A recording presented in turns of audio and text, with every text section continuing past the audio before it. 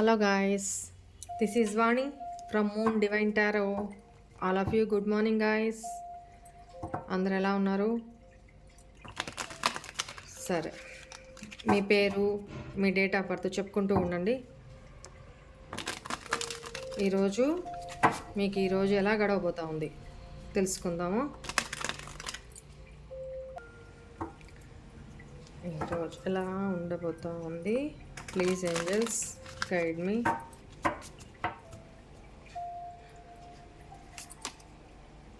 Temperance, 10 of swords, oh my god, 4 of wands, the chariot, 7 of pentacles, queen of swords, 8 of wands,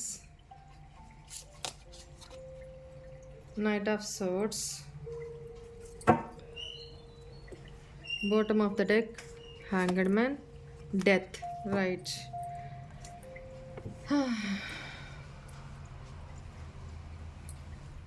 Why is this knight of swords here? King of cups, the tower.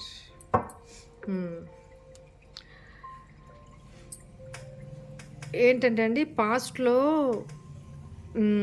మిమ్మల్ని ఎవరైతే cheat చేసి వెళ్ళారో, ఎవరి వల్ల అయితే మీరు చాలా struggle అయ్యారో, అది మేబీ ఇక్కడ మ్యారిటల్ ఇష్యూస్ కూడా కనపడుతున్నాయి. కమిటెడ్ రిలేషన్షిప్ అని కూడా కనపడుతుంది. అది మీ స్పౌజే కావచ్చు, లేదు ఎంగేజ్మెంట్ అయిన పర్సనే కావచ్చు.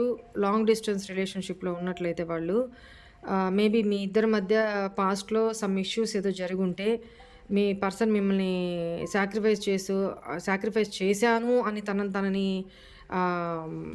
ఎలివేట్ చేసుకుంటూ మిమ్మల్ని ఒక రకంగా చీట్ చేశారు అనేది కనపడుతుంది. మీరు ఈ పర్సన్తో వేగి అలసిపోయారు అనేది కనపడుతుంది. సో మిమ్మల్ని మీరు ఎమోషనల్ బ్యాలెన్స్ చేసుకుంటూ గడుపుతున్నారు, వెయిట్ చేస్తున్నారు ఈ పర్సన్ నుంచి కమ్యూనికేషన్ కోసము, కాల్ కోసము అనేది ఇక్కడ కనపడుతుంది. ఆల్మోస్ట్ ఈరోజు ఈ పర్సన్ తోటి మీరు అడగాల్సినవి చాలా ఉన్నాయి. ఈ పర్సన్ మీతో వచ్చి కమ్యూనికేట్ అయితే ఈ పర్సన్ తోటి అడగాల్సినవి మొత్తం అడిగేసి కమ్యూనికేట్ చేసి మీరు అడిగే ప్రతి మాటకు కూడా సమాధానం లేదు అక్కడ. ఈరోజు మేబీ మీ పర్సన్ తోటి ఆర్గ్యుమెంట్స్ ఏదో జరుగుతాయి అనేది కనపడుతుంది. మీ ఫ్యామిలీ మెంబర్స్తోనా, లేకపోతే మీ స్పౌస్తోనా, లేకపోతే ఎంగేజ్మెంట్ అయిన వ్యక్తితోనా, సంథింగ్ ఇలా కనపడుతుంది.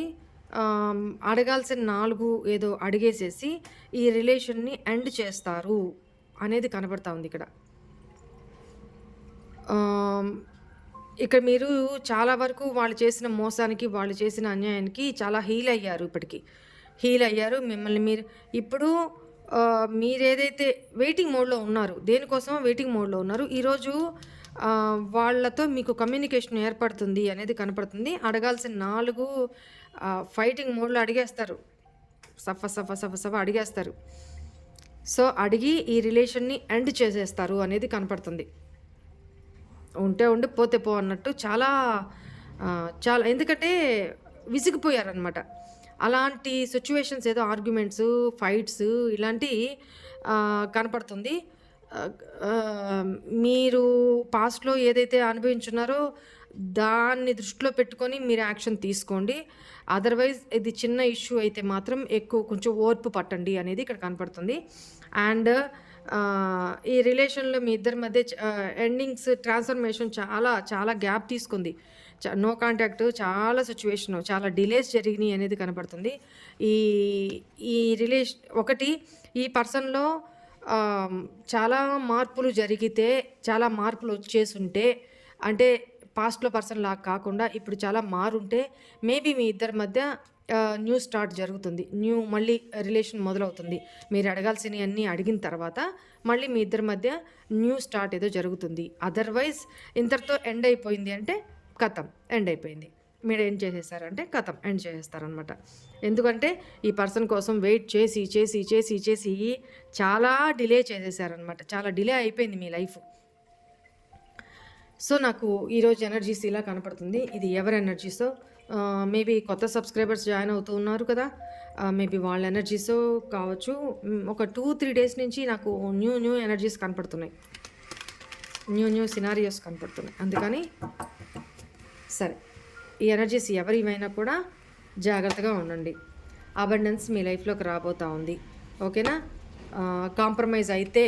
కాంప్రమైజ్ అవ్వగలిగితే అడగాల్సినన్ని అడిగేసి మీ ఫ్రస్ట్రేషన్ అంతా తీర్చేసుకొని వాళ్ళ వర్షన్ కూడా విని ఒకటి మీకు వద్దు అనుకుంటే అక్కడికి ఎండ్ చేసేస్తారు రిలేషన్ని. లేదు అనుకుంటే అక్కడికి ఎండ్ అయిపోయిన రిలేషన్ మళ్ళీ న్యూ స్టార్ట్ అవుతుంది. సో, కాంప్రమైజ్ అవ్వగలిగితే కొంత. అప్పుడు మీ లైఫ్‌లో అబండెన్స్ అనేది వస్తుంది అనేది, సక్సెస్ అనేది వస్తుంది అనేది ఏంజెల్స్ చెప్తున్నారు. ఓకేనా? పర్ఫెక్ట్ టైమింగ్‌లోనే ఏదైనా జరుగుతుంది. So, this is all for today's reading. Hope all of you enjoy this reading, guys. God bless you all. Om Namah Shivaya. Bye.